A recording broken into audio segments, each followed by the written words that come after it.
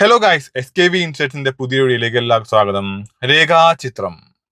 ആസിഫ് അലി, അനശ്വര Rajan, Manoj ഖേജൻ, Siddique, Jagdish, Indran, Nishant Sagar, Serena Shihab, ഇങ്ങനെ വലിയൊരു casting ഉള്ളൊരു സിനിമ. ഒന്നും പറയാനില്ല. പിന്നെ നമ്മൾ അറിഞ്ഞിട്ടുള്ള രണ്ട് ക്യാമിയോ റോൾസ്. മമ്മൂക്കയുടെ ക്യാരക്ടർ ഉണ്ട്, ജഗദീഷ് ഒരു ക്യാമിയോ റോളിൽ എത്തുന്നുണ്ട്. ഇതിന്റെ ഫസ്റ്റ് ഹാഫ് സസ്പെൻഷൻ കിട്ടിയ ഒരു ഉദ്യോഗസ്ഥൻ, റമ്മിയൊക്കെ കളിച്ച് സസ്പെൻഷൻ കിട്ടിയ ഉദ്യോഗസ്ഥൻ തിരിച്ച് ജോയിൻ ചെയ്തൊരു സ്ഥലത്ത് എത്തുന്നു. അവിടെ നടക്കുന്ന ഇൻസിഡന്റിനെ ബേസ് ചെയ്തിട്ടാണ് ഇൻവെസ്റ്റിഗേഷൻ ആരംഭിക്കുന്നത്. അത് പിന്നീട് ഒരു സിനിമയുടെ സെറ്റിലെ ഒരു നടന്നൊരു സംഭവമായിട്ട് കണക്ട് ആയിട്ട് പോവുക എന്നുള്ളതാണ് ഫസ്റ്റ് ഹാഫിലേക്ക് എപ്പോഴും പറയാനുള്ളത്. വില്ലൻ ഓൾറെഡി അവർ കാണിച്ചു തരുന്നുണ്ട്, ബട്ട് ഒരു ചെറിയ ട്വിസ്റ്റ് കൂടി സെക്കൻഡ് ഹാഫിലാണ് കാണിക്കുന്നത്.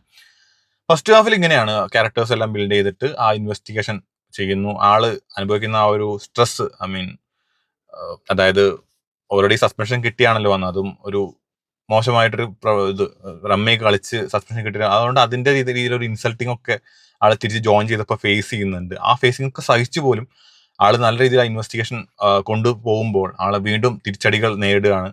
അതൊക്കെയാണ് ഫസ്റ്റ് ഹാഫിൽ കാണിക്കുന്നത്. സെക്കൻഡ് ഹാഫ് ആ ഒരു ഇൻവെസ്റ്റിഗേഷൻ കംപ്ലീറ്റ് ചെയ്യുന്നത് എങ്ങനെ, എന്തിന്, എപ്പോ എന്നുള്ള ചോദ്യങ്ങളൊക്കെ ഉത്തരം തരുന്ന ഒരു സെക്കൻഡ് ഹാഫ് ആയിരുന്നു. നല്ല രീതിയിൽ തന്നെ ചെയ്തിട്ടുണ്ട്. പെർഫോമൻസ് വൈസ് സൂപ്പർബ് ആയിട്ടുണ്ട്. ആസിഫയുടെ കരിയറിൽ ഒരു പൊൻതൂവൽ കൂടിയെന്ന് തന്നെ പറയാം. അതുപോലെ സെറിൻ ഷിഹാബ്, അനശ്വര ഗംഭീരമായിട്ട് തന്നെ ആക്ട് ചെയ്തിട്ടുണ്ട്. എനിക്ക് വളരെയധികം ഇഷ്ടപ്പെട്ടു. പിന്നെ ഈ സിനിമയിൽ എനിക്ക് ഏറ്റവും ഇഷ്ടപ്പെട്ട ഒരു ഫാക്ടർ എന്ന് പറഞ്ഞു കഴിഞ്ഞാൽ ഇതിന്റെ സ്ക്രിപ്റ്റ് തന്നെയാണ്. ഇതിനകത്ത് past and future, present condition കാണിക്കുന്നുണ്ട്. പാസ്റ്റും അതിനൊരു കണക്ഷൻ വേണമല്ലോ. കാര്യം എന്ന് വെച്ചാൽ വെറുതെ ഇങ്ങനെ ഇൻവെസ്റ്റിഗേഷൻ പ്രസന്റ് കണ്ടീഷനിൽ പോകുന്നു, കഥ പാസ്റ്റ് കണ്ടീഷനിൽ നടക്കുവാണ്. അപ്പോൾ ഒരു കണക്ഷൻ എന്തായാലും ആ ഒരു ഇത് ഫീൽ ചെയ്യണം. സീൻ ബൈ സീൻ നല്ല രീതിയിൽ തന്നെ കണക്ട് ചെയ്തിട്ട് ഇമോഷണലി നമ്മളെ ലോക്ക് ചെയ്ത് പിടിച്ച് തന്നെ പോകുന്നുണ്ട്. ഒരു സൈഡിൽ പോലും ഒരു തുള്ളി പോലും എനിക്ക് ബോറടിച്ചിട്ടില്ല എന്ന് തന്നെ പറയണം. അത്രയും നല്ല രീതിയിൽ തന്നെ എൻഗേജിങ് ആയിട്ടുള്ള സിനിമയായിരുന്നു. പിന്നെ മമ്മൂക്കയുടെ ക്യാമിയോ റോൾ ക്യാരക്ടറാണ്.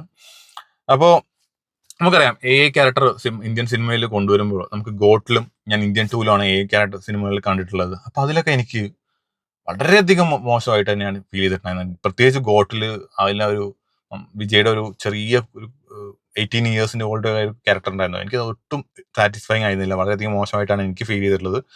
അത് അത്രയും വലിയ ബിഗ് ബഡ്ജറ്റ്, അത്രയും പൈസ മുടക്കിയ ഒരു സിനിമയ്ക്കകത്ത് ഇങ്ങനെ കൊണ്ടുവരാന്ന് പറയുമ്പോൾ, കൊണ്ടുവന്നിട്ടും ഒരു ഒരു വൃത്തിക്ക് എടുത്തില്ല എന്ന് പറയുമ്പോൾ ഭയങ്കര സങ്കടമല്ലേ. അത് ആ ഒരു ഫീൽ. പക്ഷേ രേഖാചിത്രം എന്ന സിനിമ നമുക്ക് അറിയാലോ, അത് ഈ സിനിമയുടെ ഒരു ക്യാൻവാസ് നോക്കുമ്പോൾ തന്നെ അറിയാം, ഒരു കുഞ്ഞു സിനിമയാണ്. അതിനകത്ത് അവർ ആ പ്ലോട്ട് ചെയ്യുന്ന രീതി എന്ന് പറഞ്ഞു കഴിഞ്ഞാൽ അടിപൊളിയായിട്ടുണ്ട്. മമ്മൂക്കയുടെ കാതോട് കാതൂരം എന്ന സിനിമയുടെ സെറ്റിൽ നടക്കുന്ന ഇൻസിഡന്റ് ആണ്.